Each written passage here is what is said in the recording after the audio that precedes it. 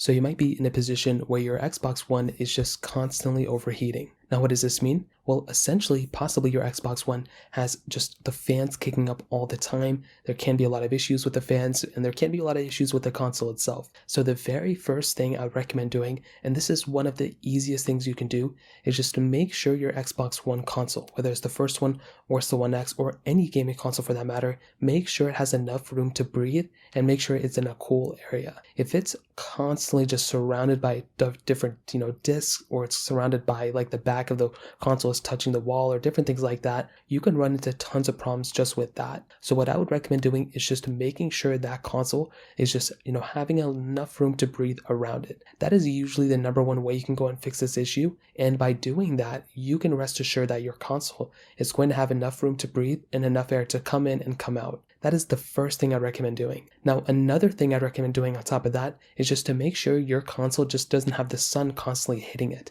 If your console just is in the sunlight all the time, that can also overheat your console. So make sure it's in a cool area, preferably closer to an air conditioning system, and that can help cool down the console as well. Now, another thing you can do hardware-wise is to make sure the fans are running properly and making sure there's not a lot of dust in those fans as well. If there is just a huge amount of dust in that console, meaning if you're in a dusty environment, or if your console just is very old and it just has a bunch of dust in it in the first place, just making sure you can clean those fans out, whether you can take the console apart and clean the fans that way, or grab a, shop vac or a vacuum and, suck up a little bit of the dust from the vents. That's one thing you can do as well. That's another thing you can do to kind of clean out your specific console and make sure it doesn't overheat. Finally, a few other things: you can power off and power up your specific Xbox One. You can go ahead and power cycle it. That's basically what that is. You can go and update your console. You can go ahead and again try seeing if there's any games or anything that are constantly running in the background that you may be able to close. But you have to remember, the bigger and heavier the game is, the more your console is going to have to strain to play that game. So if it's a very, heavy game, it's probably going to take a little bit of time for it to go and boot up